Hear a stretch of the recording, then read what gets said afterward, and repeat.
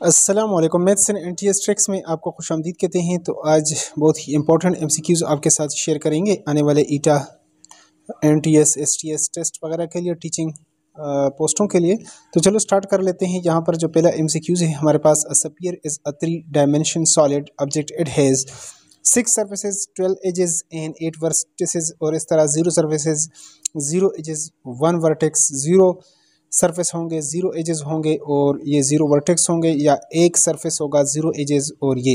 लेकिन इससे पहले इस एमसीक्यू से पहले हम इसको कर लेते हैं ताकि आपको इसमें ये एजेस और ये वर्टिसेस और ये क्लियर हो जाए, तो फिर हम इस पर भी आ जाते हैं। तो यहाँ पर पहले मैं इसको दूसरे को कर लेता हूँ, इसके बाद 1 को कर लेते हैं। अ क्यूबाइड हैज़, क्यूबाइड के 4 फेसेस होते हैं, 6 फेसेस होते हैं, 12 फेसेस होते हैं और 8 फेसेस। तो यहाँ पर हम फेसेस को, वर्टिसेस को और सरफेसेस को इसमें अच्छी तरीके से क्लियर कर सकते हैं।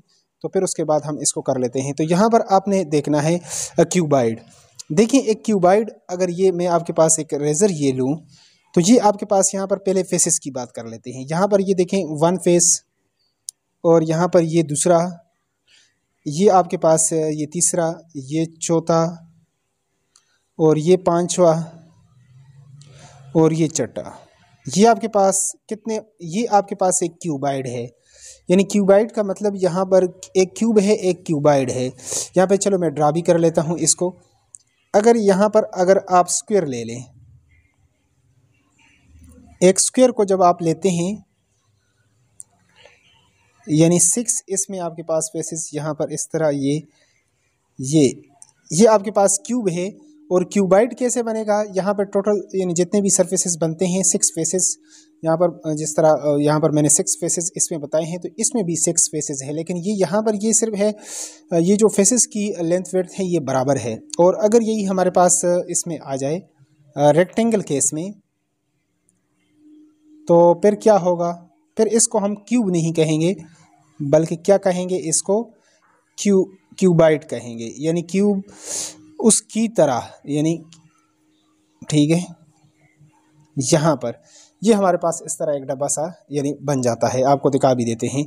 तो यहाँ पर अब आ जाते हैं कि ये क्यूब हैज़ फेसेस कितने होंगे। तो क्यूब हो या आपके पास क्यूबाइड हो, इसमें आपके पास टोटल 6 फेसेस बनते हैं।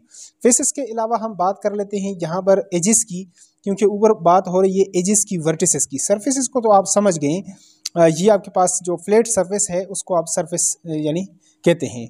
लेकिन दूसरी तरफ एजेस क्या है, वर्टिसेस क्या है, इसको समझाने के लिए इसलिए हमने पहले इस दूसरे एमसीक्यूज को इसलिए वो किया है। तो यहाँ पर पहले अब बात कर लेते हैं एजेस की, वर्टिसेस की। वर्टिक्स की जमा है। इसमें कितने कोने बनते हैं, 1 2 3 4 और ये 5 6 7 8।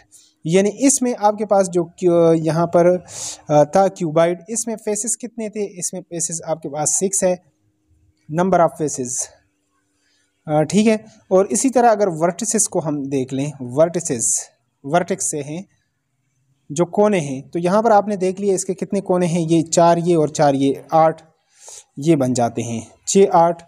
और अब इसके बाद एक और एजेस, ये जो लाइन है यहाँ पर इसको एज आप कहते हैं। यानी एज जो 2 फेसेस को मिलाए, इस फेस को और इस फेस को इसने मिलाया, तो ये आपके पास एक एज बन गया।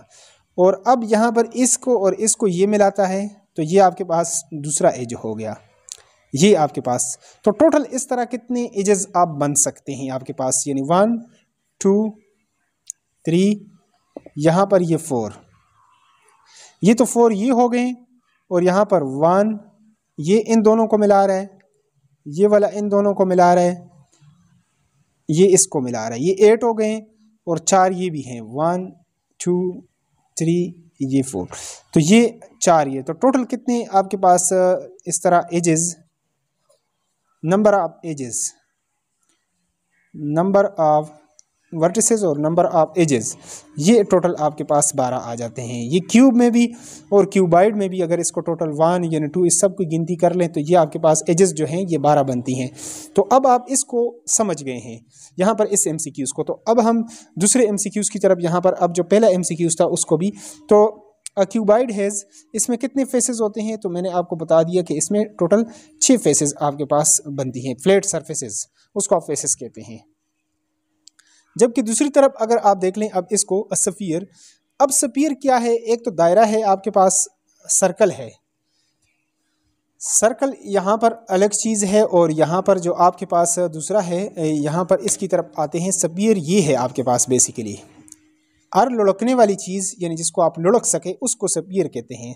तो ये आपके पास स्फीयर है। इसका एरिया आप किस तरह निकालते हैं, इसका एरिया 4 पाई आर ये आपके पास होता है 4 पाई आर स्क्वायर। लेकिन अब यहाँ पर बात कर लेते हैं इसकी डायमेंशन की। डायमेंशन क्या है, यानी डायमेंशन एक होता है 1 डायमेंशनल। जिस तरह आपके पास ये एक लाइन है तो ये 1 डायमेंशनल है। जब लेंथ और वेड्थ हो, आपके पास लंबाई चौड़ाई हो, जिस तरह रेक्टेंगल है, स्क्वायर है या रेक्टेंगल है, ट्राइंगल है, जो भी हो, तो ये आपके पास 2 डायमेंशनल, यानी इसकी जो आपके पास लेंथ भी है, वेड्थ भी है यहाँ पर। और अगर आपके साथ इसका हाइट हो, डेप्थ हो साथ, तो फिर आपके पास वो क्या आ जाती हैं, वो चीज़ें वो 3 डायमेंशन में आ जाती हैं। जिस तरह स्फीयर है यानी क्यूब है, क्यूबाइड है, इसमें लंबाई चौड़ाई ऊंचाई भी साथ आ जाती है, तो उसको हम कहते हैं 3 डायमेंशन। तो अब यहाँ पर बात कर लेते हैं कि आया इसके ये जो लुढ़कने वाली चीज़ है, जो गोल है ये आपके पास, और लुढ़क से जिस तरह फुटबॉल है और ये चीज़ें, इसकी फेसेस कितना, अब इस तरह उस तरह अगर आप देख लें तो कितनी फेसेस हैं, एजेस कितनी हैं, एज जिस तरह ये 2 सरफेसेस को मिलाए तो ये टोटल जो है ना, उस तरह इसमें आपको सरफेसेस कोई नहीं है कि 2 मतलब फेसेस हों वो एक दूसरे को मिलाएं, तो फेसेस कोई नहीं, एज कोई नहीं, यहाँ पर वर्टिस कोने इसके कितने हैं, कोई नहीं। लिहाजा जब ये 0 आपके पास फेसेस हों, 0 एजेस हों, 0 वर्टेक्स हों, तो इस केस में आप क्या कहते हैं कि ये आपके पास क्या है, ये स्फीयर है। ऑप्शन सी यहाँ पर हमारे पास क्या है, इसका करेक्ट आंसर है। आगे चलते हैं, थोड़ी सी बात लंबी हो गई। हेमिस्फीयर, अब हेमिस्फीयर हैज़, इसमें 0 एजेस होगा, 1 एज होगा, 2 एजेस होंगे, 4 एजेस होंगे। तो यहाँ पर एजेस कितने होंगे, तो आपको बता देते हैं कि ये एजेस मैंने आपको बता दिया कि ये एज है, और एज का काम क्या है, 2 फेसेस को मिलाना। यहाँ पर इस 2 फेसेस को मिलाया हुआ है, तो ये इसका एज है, ये इसका एज है। तो यहाँ पर बात कर लेते हैं हेमिस्फीयर के अंदर। तो पहले आपने समझना है कि हेमिस्फीयर क्या है। जिस तरह एक पूरा सर्कल है, इसको आप काट लेते हैं ये, और इसी तरह अगर ये इस बाल को ये सर्कल में ये दरमियान से आप काट लें, तो ये आपके पास इसका हेमिस्फीयर आएगा। तो हेमिस्फीयर ये आपके पास निसफ कुर्रा यहाँ पर ये जो बनता है ये क्या है। तो यहाँ पर अगर एक तो आपके पास इस तरह मैं इसको मिला कर लेता हूँ, ठीक है, फिर इसको हम मिला लेते हैं, यानी इस तरह ये जिस तरह आधे में आप काटेंगे इस तरह ये आपके पास नज़र आता है, आधा हिस्सा ये नीचे वाला और आधा दूसरा। तो इसमें असल में है क्या, यहाँ पर जो चीज़ आपको समझानी है कि आपके पास एजेस कितनी हैं। तो अब देखिए, एक आपके पास एक तो जो फेसेस है, जिस तरह कर्व फेस है, यहाँ पर ये प्लेट सरफेस ये आ गया एक फेसेस का, और दूसरा ये आ गया ये कर्व्ड वाला, एक ये आ गया आपके पास। तो इसको किसने मिलाया है, इस एज ने। ये एक ही आपके पास क्या बनता है इसमें, एज, ये जो सेंटर लाइन है आपके पास यहाँ पर, तो एज वही होता है जो 2 फेसेस को मिला, इसको और इसको। तो यहाँ पर हम इसको कर सकते हैं, जो करेक्ट ऑप्शन है यहाँ पर वो कौन सा है, वो यहाँ पर ये है, ऑप्शन बी हमारे पास इसमें क्या है, करेक्ट आंसर है। नेक्स्ट वन की तरफ चलते हैं। अगला जो MCQs है इसको आप दे सकते हैं। 2 lines that never intersect each other at any points are called perpendicular line होंगे, intersecting line होंगे, transversal होगा और parallel होंगे। तो 2 चीज़ें जब आपके पास ये इस तरह आप रखेंगे, ये 2 लाइनें हों, 2 लाइन सेगमेंट हो, तो ये एक दूसरे के पैरेलल, यानी जितना आगे आप इसको बढ़ाएंगे, जिस तरह इक्वलिटी का साइन है मैथमेटिक्स में, आगे जितना इसको बढ़ाएंगे कभी एक दूसरे को कट नहीं करेंगे, ऐसे यानी ऐसे नहीं होंगे आगे जाकर किसी पॉइंट पर एक दूसरे को कट कर लें। इसको मर्जी है जहाँ तक आप बढ़ाएं।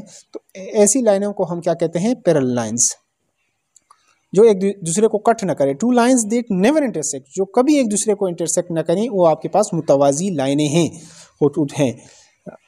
नेक्स्ट है, perpendicular lines always intersect each other at. Perpendicular lines कौन सी होती है, परपेंडिकुलर लाइंस आपके पास वो होती है, अगर एक आपके पास ये है तो दूसरा बिल्कुल इसके ऊपर आप ड्रा कर लेते हैं। ये 90 का एंगल जब ये बनाता है, यहाँ पर 90, यहाँ पर 90, ठीक है, तो इसको हम कहते हैं परपेंडिकुलर लाइन। परपेंडिकुलर लाइन होती है जिससे आपके पास कौन सा एंगल बनता है, 90 का। तो यहाँ पर हम इसको कर लेते हैं, यहाँ पर जो तीसरा ऑप्शन है, ऑप्शन सी, ये हमारे पास क्या है, इसमें करेक्ट आंसर है। नेक्स्ट वन बहुत ही इंपॉर्टेंट एमसीक्यूज है, 1 बाय 1, इसको आपने समझना है। A point where two lines intersect each other is called, जहाँ पर दो लाइनें आपस में मिलती हैं। अ पॉइंट, ऐसा point where two lines intersect, जहाँ पर दो लाइनें एक दूसरे को इंटरसेक्ट करें, ईच अदर, इसको कॉर्नर पॉइंट कहते हैं, सेंट्रल पॉइंट कहेंगे, पॉइंट ऑफ इंटरसेक्शन, और नन ऑफ दीज। जिस पॉइंट पर एक दूसरे को इंटरसेक्ट करेंगे तो पॉइंट ऑफ इंटरसेक्शन कहलाएंगे। ऑप्शन सी हमारे पास यहाँ पर करेक्ट आंसर बनता है। नेक्स्ट वन यहाँ पर आप देख सकते हैं, ये तो हो गया। A line that passes through 2 or more parallel lines at distant point is called, perpendicular है, ट्रांसवर्सल है, अल्टीट्यूड्स है, हाइपोटेन्यूज है। तो चलो आपको यहाँ पर बता देते हैं। अगर आपके पास कोई से दो पैरेलल लाइन्स हो, एक ये है, दूसरा ये है, इस तरह एक लाइन यहाँ पर आएगा तो ये इसको कट करेगा यहाँ पर दो यानी डिफरेंट पॉइंट्स पर, तो ये आपके पास ये क्या है, इसका ये ट्रांसवर्सल है। तो यहाँ पर आप समझ गए होंगे इसको। A line that passes through 2 or more parallel lines, जो दो या दो से ज़्यादा भी हों, एट डिस्टेंस पॉइंट, मुख्तलिफ पॉइंट्स पर यानी उसको कट करे, वो आपके पास ट्रांसवर्सल कहलाता है। ऑप्शन बी हमारे पास यहाँ पर करेक्ट आंसर है। नेक्स्ट है, if the value of largest angle made by intersecting line, अब यही इंटरसेक्टिंग लाइन है हमारे पास, ऊपर जो यहाँ पर बात हुई है, लाइन्स एट इज 120 डिग्री, यानी 120 डिग्री का एंगल वहाँ से आपके पास बनता है, then the value of its opposite angle will be, तो इसके जो मुखालिफ जो एंगल बनेगा तो वो कितने दर्जे का होगा, 60 का, 50 का, और 110 का, और 120 का। तो चलो यहाँ पर हम दो जो है इसको इंटरसेक्टिंग लाइन से आपके पास इसको ड्रा कर लेते हैं। तो पहले मैं यहाँ पर इसको अच्छी तरीके से समझाने के लिए एक दो लाइनें यहाँ पर लगा देता हूँ। एक हमारे पास ये है, दूसरी यहाँ से इसके ऊपर में एक और जो है वो लाइन ड्रा कर लेता हूँ। तो इस कंसेप्ट को आप अच्छे तरीके से समझ पाएंगे। यहाँ पर इस के जो मतलब इंटरसेक्टिंग से कोई से दो लाइन जब एक दूसरे को इंटरसेक्ट यहाँ पर इन्होंने किया, तो यहाँ पर ये अगर एक एंगल हो, एंगल ए, इसके साथ ये आपके पास आ जाएगा एंगल बी, और इसके साथ ए के साथ ये आपके पास आ जाएगा सी, और इसके जो अपोजिट होगा वो आपके पास क्या होगा, ऑप्शन डी। तो ये अब वर्टिकली अपोजिट एंगल्स जो होते हैं ये हमेशा इक्वल होते हैं, यानी ये इसके इक्वल होगा, ये इसके इक्वल होगा। यहाँ पर अगर ये 60 का एंगल है तो ये भी आपके पास क्या आएगा, 60 का। तो ये आपसे पूछ सकते हैं कि ये अगर न भी कहें तो ये तो इसके इक्वल है, लेकिन इसका पूछ लें कि ये एंगल कितने का है, तो अब उसने बुक में यही एंगल दिया है। तो जिस तरह आप सप्लीमेंट्री, यहाँ पर आपके पास एक लाइन के ऊपर कितने एंगल्स यानी बन सकते हैं, एक होता है कम्प्लीमेंट्री और एक होता है सप्लीमेंट्री। यहाँ पर जो सप्लीमेंट्री एंगल्स होते हैं इसका जो मेजरमेंट होता है वो 180 होता है। अगर ये एक 60 का हम बना लें तो दूसरा कितने का बनेगा, तो 180 से आप 60 निकाल लें तो ये आपके पास 120 का, ये आपके पास 120 का बनेगा। अब यहाँ पर बात ये हो रही थी कि अगर यहाँ पर एक एंगल जो है वो आपके पास जो बड़ा एंगल है, उसने कहा है कि जो मतलब जब दो लाइन एक दूसरे को इंटरसेक्ट करें, जो बड़ा एंगल है ये या ये, तो वो एंगल अगर 120 का हो तो इसके अपोजिट जो वर्टिकल एंगल है, ये वर्टेक्स है, इसके अपोजिट यानी दूसरी तरफ जो एंगल बनेगा तो ये भी 120 का होगा। ये 60 का हो तो ये भी 60 का ही होगा। तो उम्मीद करते हैं इस कंसेप्ट को आप समझ गए होंगे। तो यहाँ पर अब आप देख सकते हैं कि if value of the largest angle, जो बड़ा एंगल है तो इसके अंदर छोटा एंगल बनता है, made by intersecting lines is 120, then the value of opposite angle will be, वो भी 120 का ही होगा। नेक्स्ट यहाँ पर आगे चलते हैं। अगला जो है, line that divides in objects into two identical pieces is called.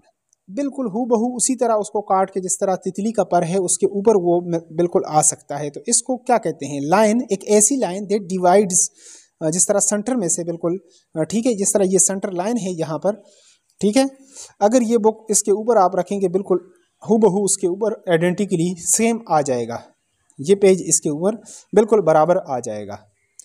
तो कोई ऐसी शेप जिस तरह तितली के दो पर हैं वो दोनों जब फोल्ड करें तो एक दूसरे के ऊपर आ जाएंगे, लेकिन दरमियान में जो एंगल बने, ये जो लाइन बनेगा इसको क्या कहते हैं, लाइन आप क्या कहेंगे, इसको परपेंडिकुलर लाइन कहेंगे, मिरर लाइन कहेंगे, या सेगमेंट या रे। तो यहाँ पर इसके दो नाम हैं, दोनों नाम आपने याद रखने हैं। इसको आप कह सकते हैं लाइन ऑफ सिमेट्री, लेकिन लाइन ऑफ सिमेट्री यहाँ पर नहीं लिखा। जिस तरह ये एक जैसे नज़र आते हैं, सिमेट्री आइडेंटिकल नज़र आते हैं, या मिरर लाइन, इसको दो नाम हैं, एक सिमेट्रिकल यहाँ पर लाइन ऑफ सिमेट्री है और दूसरा मिरर लाइन है। यहाँ पर जो सेंटर में बिल्कुल इसको कट करेगा टू हालवेज में बिल्कुल बराबर और आइडेंटिकल शेप में उसको करेगा तो उसको कहते हैं मिरर लाइन।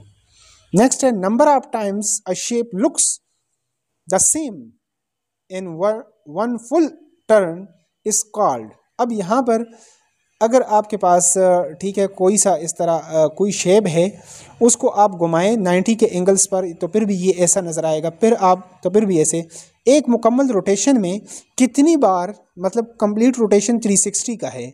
यहाँ पर जब पूरा आप इसको रोटेट कर लेते हैं, number of times a shape looks the same as full turn, जब पूरा एक टर्न इसको आप करते हैं यहाँ पर तो ये जितनी बार ये सेम आ जाए, एक बार आता है, दो बार आता है, तीन बार, चार बार, तो ये इसको कहते हैं सिमेट्री कहेंगे, सेंटर ऑफ सिमेट्री कहेंगे, पावर ऑफ सिमेट्री, ऑर्डर, ये इसका ऑर्डर आ जाएगा। अगर दो बार है तो ये ऑर्डर ऑफ सिमेट्री वहाँ पे 2 होगा, अगर 4 बार वो इस तरह आ रहा है तो 4 हो जाएगा, अगर 1 टाइम है तो ये ऑर्डर इसका 1 हो जाएगा, ऑर्डर ऑफ सिमेट्री 1 हो जाएगा। तो यहाँ पर इसको कहते हैं order of symmetry. Option D हमारे पास करेक्ट है। इसके जो बाकी एक्सरसाइज हैं इस बुक के, अगर आप चाहते हैं कि ये इंपॉर्टेंट है और बाकी वीडियोस का भी आपको यूट्यूब पर बर वक्त नोटिफिकेशन आए, तो उसके लिए अगर चैनल पर नए हैं तो चैनल को लाजमी सब्सक्राइब करें, और वीडियो से हेल्प मिलती है तो वीडियो को लाजमी लाइक किया करें और अपने दोस्तों के साथ शेयर किया करें। Thanks for watching.